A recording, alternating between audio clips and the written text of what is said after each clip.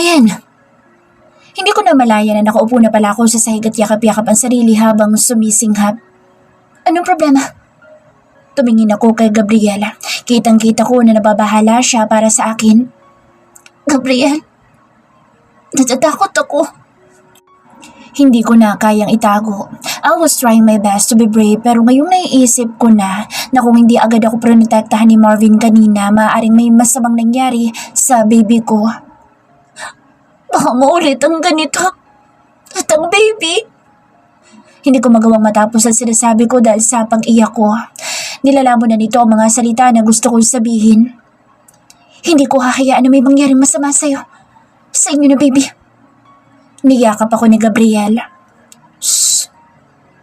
Noong hindi pa ako buntis, natatakot ako sa mga threats sa akin pero nakakayanan kong magpakatatag. Pero ngayon na magkakaanak na kami parang hindi ko kaya. Isang maling kilos maaring mapahamak at may mangyaring masama sa baby. Isang maling kilos pwedeng mawala ito sa amin. I don't want to imagine it. Hindi ko kaya. Nang makapaglinis ng katawan at makapagbihis, naupo muna kami ni Gabriel sa kama. Pinapakalma niya ako dahil bumibilis na naman ang paghinga ko. Gusto mo ba natatawag na lang ako sa ospital para alamin ang kondisyon ni Marvin? Dito na lang tayo at hindi na aalis. Umiling ako. Ito na nga lang ang magagawa ko para kay Marvin matapos niya akong protektahan kanina ay hindi ko pa siya dadalawin. Ang unfair naman noon. Kaya ko. Maayos na naman ang pakiramdam ko. Punta natin sa Marvin. Habang nasa biyahe papunta sa ospital, nasa tabi lang ako ni Gabriela. Hindi ko mapigilang maging aligaga. Iniisip ko pa na baka may biglang bumaril sa kotse kagaya ng mga napapanood ko sa mga movies. Isang hiwaga pa rin para sa akin kung sino nasa likod ng lahat. Sino ang gustong manakit sa akin at sa anak namin. Hanggat maaari ayokong isipin na ang ama ni Gabriela dahil gusto ko pa rin itanim sa isipan ko na hindi niya kayang saktan ng sariling apo. Pero paano nga? Sa lahat naman ay siya lamang ang may motibo. Unless, do you still talk to the woman you were with in the past? Alam ko na naguguluhan si Gabriel sa biglaan kong tanong. Paano kung isa sa mga babae ni Gabriel? Paano kung nagsiselos sila na ako nasa tabi nito at hindi sila? Si Dr. Rica, si Nina at marami pa. Maaaring isa nga sa kanila. No. Bahagyang nakakunot ang noo ni Gabriel. Halatang hindi niya inaasahan ang sinabi ko. Siguro nagtataka siya kung bakit ko yun biglang naitanong. Nagpakawala ako ng malalim na paghinga. Iniisip ko lang, hindi kaya isa sa kanila ang gustong manakit sa akin? Nagbago ang ekspresyon ng mukha ni Gabriel. Pinababantayan ko na sila. No suspected actions at the moment. Hinawakan ni Gabriel ang aking kamay. Gabriel, natatakot ako. Mas sinigpitan niya ang hawak sa akin. Mamamatay muna ako bago kanila masaktan. Naluha ako sa sinabi niya. Niyakap ko siya ng mahigpit pero ayoko din na may mangyaring masama sa kanya. Nakarating kami sa ospital, agad kami nagtungo sa silid ko nasaan sa Marvin. Pagpasok namin sa loob ng silid niya, narinig kaagad namin ang kanyang boses. Buhay pa naman ako kuya, oo eh. Naabutan ko na pinipilit bumangon ni Marvin pero pinipigilan siya ni Diego. Malayo sa bituka. Dagdag pa ni Marvin sa una niyang sinabi. The doctor said you need to down rest. Nagtaas ng boses si Diego at doon lang nakinig si Marvin sa kanya. Napansin nila kami. Lumapit kami sa kinaroroonan nila. Kamusta si Marvin? Tanong ko. Okay nga lang ako. Bakit ba kayo nag-aalala? Parang saksak lang eh. The knife was infused with poison. Kung hindi ka naagapan, maaaring patay ka na ngayon. Mukhang nag-aalala talaga si Diego dahil halata ang galit sa kanya. Most of the time pa naman ay kalmado lang siya. Hindi ko alam iyon. Hindi namin alam na may halong laso ng kutsilyo na dapat ay sa akin isasaksak. Pero okay na ba daw siya? Wala na naman ako sa sarili. Pinangungunahan na naman ako ng kaba ko. Oo, sagot ni Diego. Sabi ng doktor ay ligtas na naman na siya at nabigyan kaagad ng antidote. Hindi na kumalat din ang lason sa katawan niya. Kailangan niya nga lang na magpahinga. Nakahinga ako ng maluwag sa sinabi niya. Tumingin ako kay Marvin. Halatang ayaw niya na ganito. Yung tipo na nasa kanya lahat ng atensyon at siya ang inaalagaan. Miss, mukhang hindi mo na makakapasok sa Marvin. Kaya ko nga, sabi ni Marvin. Masamang tumingin si Diego sa kapatid. At kapag may nangyari na naman na hindi maganda, kakayanin mo bang protektahan si Miss ayon sa kondisyon mo? Hindi nakasagot si Marvin. Ngumuso lang siya doon. Tama si Diego. Nagsalita na ako. Magpahinga ka muna, Marvin. Mas mahirap kung may mangyayari sa'yo na mas ikapapahamak mo. Ilang araw lang naman. Tumingin si Marvin sa akin. Sino magbabantay sa'yo kung ganoon? Tumingin ako kina Nazarus at Xavier. Nandiyan naman sila. Isa pa nandito rin sina Angela at Karen. Huwag mo ako masyadong isipin. Lumapit si Gabriel sa amin. Starting today, until you're fully recovered, I will temporarily relieve you from your duty as I and personal bodyguard. Dahil si Gabriel na nagsalita'y wala nang nagawa si Marvin kung hindi sumang-ayon kahit halatang ayaw niyang manatili lamang sa bahay at walang gawin.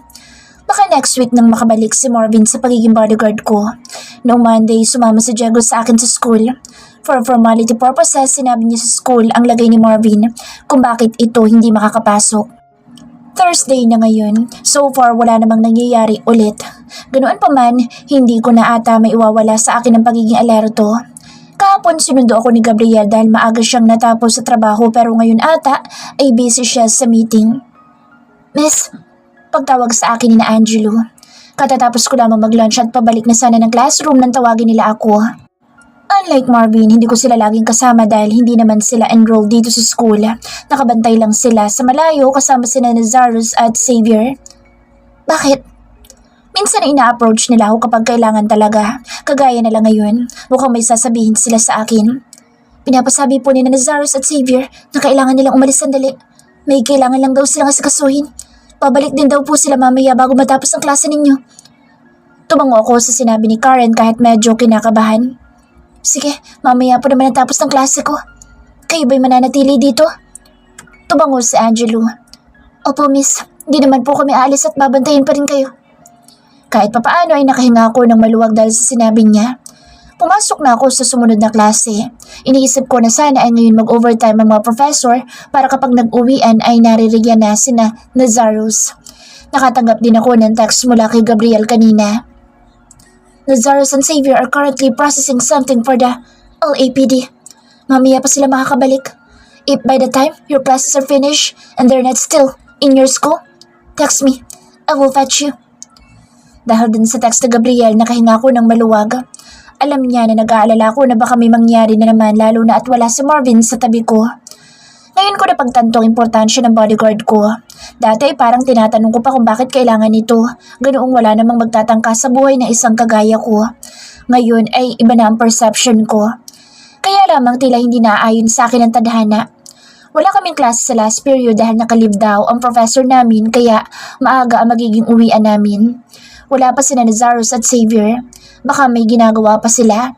Kinuha ko ang cellphone ko at tinawagan si Gabriel. Cannot be reached. Iniisip ko na baka may meeting pa iyon kaya't hindi nasagot ang tawag ko. Hindi rin kasi namin inaasahan na maaga akong matatapos sa klase ko.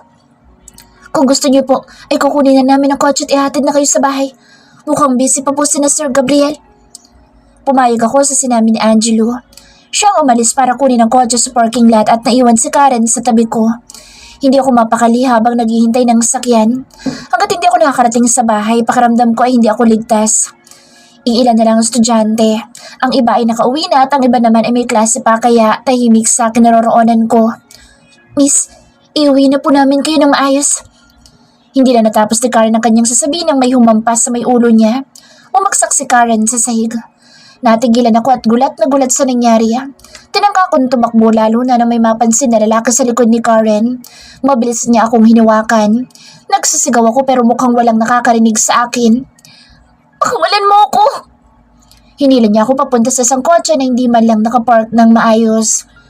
Bitiwan mo ako! Ayan, it's me. Nang marinig ko ang boses niya, doon lamang ako tumahimik. Dahan-dahan akong tumingin sa kanya at nakita ko si Calvin. Calvin? Hindi ako makapaniwala na siya ang humila sa akin. Ikaw? Bakit mo yun ginawa? Hindi ko mapigilan ang sariling emosyon dahil bukod sa takot ko kanina ay hindi ko maintindihan kung bakit niya ito ginawa. Alam ko na hindi ko magagawa na makausap ka kung nandyan ang bodyguard mo. I feel sorry for hitting her head pero hinila ko ang kamay ko para mabitawan niya ako. Gusto lang kitang makausap. No! Kailangan ko nang bumalik doon. It's not safe for me to be out there without my bodyguards.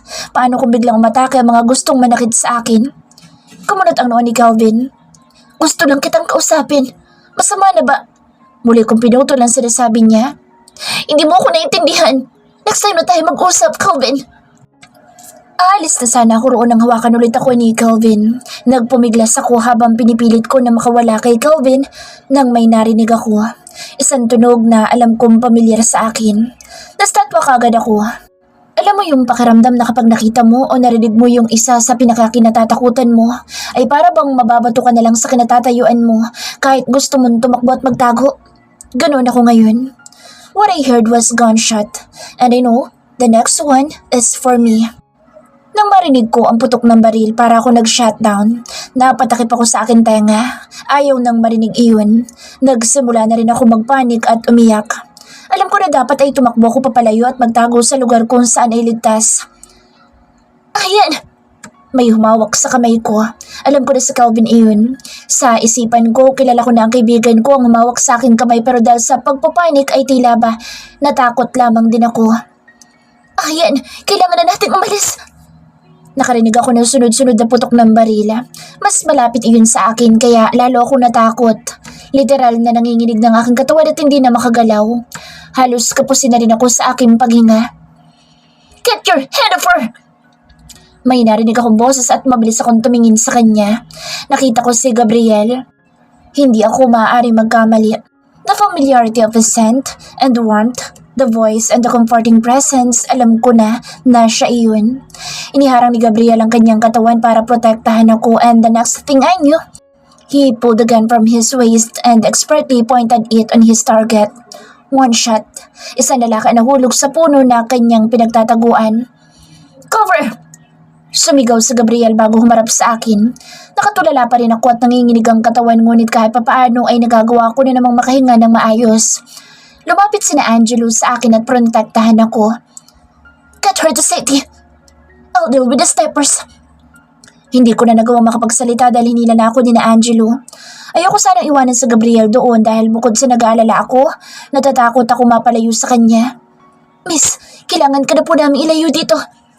Sabi ni Karen, nakasunod din sa amin si Calvin at halatang pinapaalis siya doon. Habang umaalis kami nakita ko si Gabriel. Binigyan siya ni Diego ng rifle at kinuha naman iyon ni Gabriel. Itinutok ni Gabriel iyon sa isang direksyon at nang magpaputok siya ay agad na natamaan ang lalaki na nasa loob ng building. Alam ko na nagkakagulo na sa building. Maaaring nagtataka ang mga tao roon kung bakit may biglaang putukan ng barila. Gabriel is really good at using guns. He can maximize it and expertly shoot anyone. Tulong! May nakita akong babae sa hindi kalayuan. Nakakarinig na rin ako ng mga ingay mula sa sasakyan ng pulis. Yung babae! Sigaw ko para makuha ang atensyon ni Angelo. Napatingin sila doon. Kami na po ang bahala. Bago pa makaalis si Angelo ay nakita na namin si Calvin na papunta roon. Nalaki ang aking mga mata. Anong binabalak niyang gawin? Sunundan siya ni Karen. Ako na bahala. Bumalik na kayo roon. Nagpumilit si Calvin na siya magliligtas sa babae at bago pa siya makalapit, natamaan ng ligaw na bala ang babae. Para akong nawala ng lakas nang masaksihan iyon. Hindi ko napigilan at napasigaw ako ng malakas. Mabilis akong inilalayan ni Karen at Angelo para madala sa ligtas na lugar. Umiiyak ako nang magawa nila akong maitago. Nakaupo lang ako habang sila ay binabantayan ng paligid. Maging si Calvin ay tulala. Kung hinayaan niyo ako lapitan ng babae, edi sana'y nasagip ko. Kung hinayaan ka namin, baka kasama kanyang namatay at natamaan ng ligaw na bala. Delikado po sa labas, sir. Kung hindi ka eksperto sa ganitong sitwasyon, mamamatay ka lang. Napatingin ako kay Karen na magtaas siya ng boses. Hindi ko akalain na ang kalmadong kagaya niya isasabog ng ganito. Natigil din ang aking pag-iyak pero hindi tumitigil ang panginginig ng katawan ko. Hindi ko alam kung bakit nagkaroon ng putukan ng barila. Kung tamang iniisip ko, ay ako ang target. Parang hindi ko ata kakayanin. Hindi ko kayang isipin na ako ang dahilan bakit may mga nadadamay at nawawala ng buhay. Muling bumuhos ang luha ko pero napalitan ito ng pagdaing. Napahaw ako sa akin tiyan nang maramdaman ko ang pananakit nito. Miss! Napansin ako ni Angelo. Agad siyang lumapit sa akin. Hindi ako makapagsalita dahil sa sobrang sakit ng tiyan ko. Napatingin ako sa may hita ko. Nalaki ang aking mga mata nang makita ko na may dugo roon. No! Ano nangyari? Lumapit si Karen sa amin. Maging si Calvin ay napalapit sa amin dahil sa pagsigaw ko.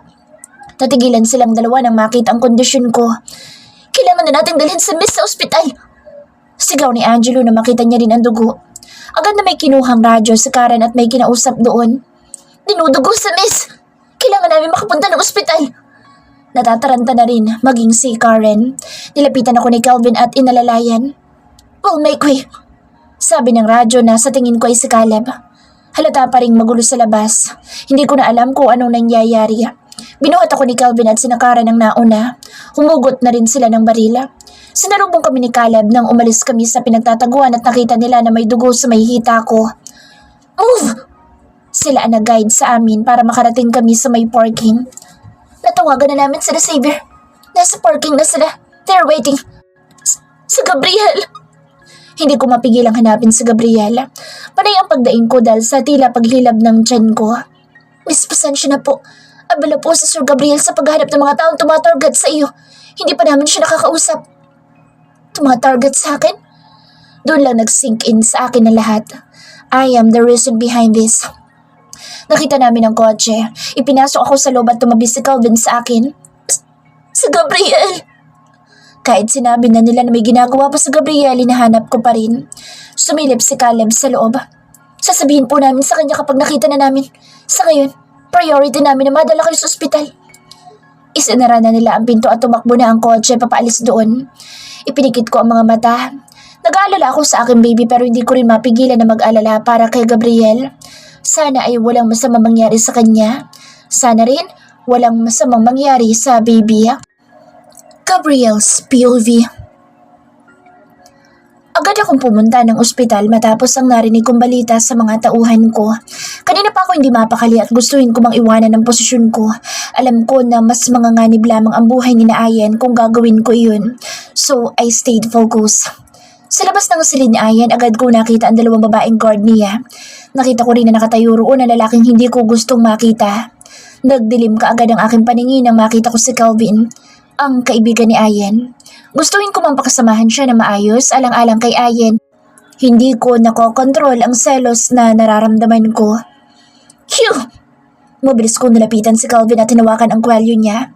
Isinalampak ko siya sa pader kaya't napaubos siya dahil sa impact nito. You don't put Ayan and the baby's life in danger! Nag-iisip ka ba, ha? Walang pumigil sa amin ngayon. Walang Ayan na aawad sa amin kahit na ano pang gawin ko sa kanya. Hindi ko alam. Bakit nanganganib ang buhay ni Ayan? Bakit siya tinatarget? Umigting ang pangako. Hindi ko nagawang sagutin ang katanungan niya. Baka ikaw ang dahilan kung bakit nanganganib ang buhay niya. You were the one who put her life in danger. Damn you! Hindi ko na napigilan ang sarili ko. Malakas ko siyang sinuntok. Nang bitawan ko siya, agad siyang napaupo sa sahig at may tumulong dugo mula sa bibig niya. Nilapitan ko ulit siya at muling sinuntok. Watch your dumb mouth! Kung hindi lang dumating ang mga nurse at doktor ni Ayan, baka nga napatay ko na si Calvin. I don't care kung magalit si Ayan sa akin dahil sa kaya kong gawin sa lalaking ito. Binitawan ko si Calvin at kumawala sa pagkakahawak sa akin ng mga nurse. Tinalikuran ko sila at pumasok sa loob ng silid ni Ayan. Ayan is still unconscious. How are they? Tanong ko sa doktor na tumingin kay Ayan. Hinawakan ko kaagad ang kanyang kamay at marahan iyong pinisila. Nakahinga ko ng maluwag nang maramdaman ko ang pulso niya at ang init ng kamay niya. She's fine now. The baby is safe too. She was under distress earlier, kaya nahimatay. Muli akong bumuntong hininga nang marinig ko sinabi ng doktor. Ang mahalaga ay ligtas siya at walang masamang nangyari sa kanilang dalawa ng baby. Naupo ako sa isang silya. Hindi ako umalis tabi ni Ayan at hinintay ko na magkaroon siya ng malay. Sir Gab, narinig ko ang boses ni Diego sa aking likod. Nag-iba kaagad ang timpla ng mood ko. Alam ko na kung anumang dala niya ay may kaugnayan sa nangyari kanina. Nang magpaalam sa akin sina Nazarus at Xavier na kailangan nilang umalis sandali, hindi na ako mapalagay. Alam ko na kukunin iyong oportunidad ng kung sino mang gustong saktan si Ayan para targetin siya. Hindi nga ako nagkamali. Agad ako nagdesisyon na magpunta sa school ni na Ayan at tama lahat ng hinala ko. My calculations were on point at wala sana mangyayaring masama kay Ayan kung hindi lamang ginulo ni Kelvin ang aking mga plano. Kung hindi niya sana dinala si Ayan sa open area kung saan mabilis siyang matatarget ng mga snipers, hindi sana aabot sa ganito. I was so enraged that I almost kill Kelvin. Mabuti na lamang at sa ibang direksyon ko na itutok ang aking baril at hindi pinatay ang kaibigan ni Ayan. Pupuntahan na po ni na Lazarus at Xavier ang dalawang taong nakuha natin for interrogation. Mamaya lamang din po ay susunod ako sa kanila. Sabi ni Diego. Hinimas ko ang kamay ni Ayen at nanatili ako nakatitig sa kanya, hoping to see her eyes open. No, go with them. Just leave Caleb and the two lady guards here. Kahit hindi ko nakikita si Diego, alam ko na tumango siya sa sinabi ko. Roger that. Matapos kong kausapin si Diego ay umalis na siya. I told him to make sure na makakakuha sila ng impormasyon sa mga taong iyon, kung hindi ay patayin na nila. I would go there personally if Ayan wasn't in this condition. Sa ngayon, mas importante siya. Napabalik ko si Ayan kaya't nakuha niyang atensyon ko. Tumingin siya sa paligid at maya-maya pa'y narinig ko na ang kanyang malakas na pag-iyak. Mabilis akong tumayo at lumapit sa kanya. Ayan, what's wrong? Napakapit siya sa kanyang tiyan. My baby! The baby is safe. Sabi ko, pilit pa rin siyang pinapakalma. Dahan-dahan na tumingin si Ayan sa akin. Nang magkatinginan kami, muli siyang umiyak. Gabriel! Sambit niya at mahigpit na hinawakan ang aking damit habang umiiyak. Natatakot ako. I'm so scared for the baby. Naramdaman ko ang panginginig ni Ayan habang sinasabi mga salitang iyon. It must have been hard for her. Unang-una, hindi siya sanay sa ganitong buhay. Pangalawa, buntis siya at bukod sa mga emosyon niyang magulo ngayon, ay nag-aalala din siya sa magiging kalagayan ng bata. Shh! Inayaan ko siyang umiyak at hindi ko iniwan ang kanyang tabi. I will find out who's after your life, Ayan. I will protect you. Nagpatuloy si Ayan sa pagluha. Alam ko na walang silbi ang sinabi ko dahil kahit kaya ko siyang protektahan ay hindi nito mababago na nanganganib ang buhay niya at natatakot siya para sa kinabukasan ng magiging anak namin. The only way to stop this is to find who is behind all the bullshit. Nagawa namang makauwi ni Ayan kaagad. Yun nga lamang, her emotions were all over the place. She sometimes relived how she witnessed her schoolmate being shot and started having panic attacks. Agad kong pinatawag si Dr. Colleen, ang OB ni Ayan, to assess her dahil nag-aalala na rin ako sa kanya. Ang sabi niya sa akin, mukhang nakaka-experience nga si Ayan ng anxiety and panic attacks. Dahil sa sitwasyon na meron siya, it can be worse at maaaring humantong sa depression o PTSD. She referred me to a shrink which is specialized in perinatal care. Natutulog ulit ngayon si Ayan. Kapag gising siya, ayaw niya na nalalayo ako sa kanya dahil naaalala niya lamang ang nangyari sa kanya. Minsan ay gigising siya na pinagpapawisan at umiiyak dahil iniisip niya na nawala na ang baby namin. Narinig ko nga na dinugo siya kanina. Boss, kumusta si Ayan? Lumabas ako ng kwarto ni Ayan at nakasalubong ko si Marvin. Maayos na naman ang kalagayan niya pero hindi ko pa siya pinapasama kina Ayan. She's not fine. Tinapi ko ang kanyang braso. Bantayan mo muna siya. Babalik ako kaagad. Naglakad na akong papaalis pero hinabol ako ni Marvin. Saan pupunta ninyo? Baka hanapin kayo ni Ayan. May kailangan lang akong kausapin. Kailangan na matapos ang mga pagtatangka sa buhay ni Ayan. Matapos kong sabihin iyon, ay umalis na ako. Ayan's POV. Nang magising ako mula sa pagkakatulog ay napabalikwas ako. Basang-basa na naman ako ng pawis dahil sa masamang panaginip. Sa tuwing natutulog ako ay napapanaginipan ko kung ano nangyari. Kung hindi ang nasaksihan kong pagtama ng ligaw na bala sa isang babae ay ang mga nakakatakot na sigawan ng ibang estudyante dulot ng nangyari. Napayakap ako sa aking sarili. Nangingilabot pa rin ako hanggang ngayon. Hindi ko akalain na may kakalaban pa pala sa naging experience ko noon sa kulungan. Alam ko na ako ang target. Narinig ko iyon sa kanila. Ako ang gustong barilin pero dahil may pumoprotekta sa akin, ibang tao ang nadamay. Nang maalala ko kung paanong tumalsik ang dugo ng mga nadamay sa harapan ko, nakaramdam ako ng pagbaliktad ng sikmura. Mabilis akong tumakbo papunta sa banyo at sumuka doon. Wala namang lumalabas sa bibig ko pero naririto pa rin yung pakiramdam na may gusto akong isuka. Nagilamos ako para mahimas-himasan pero hindi nito magawang malinis ang aking isipan. Dahan-dahan ay nanghina ako. Napaupo ako sa sahig at basang-basa ang muka at damit dahil sa marahas na paghihilamos ko kanina. Kumawala ang paghikbi ko. Hindi ko iyon inaasahan dahil ayokong umiyak ngunit ito ako at hindi mapigilan ang pagkawala ng mga hikbi. Gusto kong isipin na dahil lamang sa pagbubuntis ko kaya ako emosyonal. Pero alam ko na nakakadagdag ang trauma na nangyari sa school namin kaya ako nagkakaganito ngayon. Ang tanging maririnig sa banyo ay ang faucet na nahayaan kong bukas at ang tubig na namumula dito, pati na rin ang pag-iyak ko.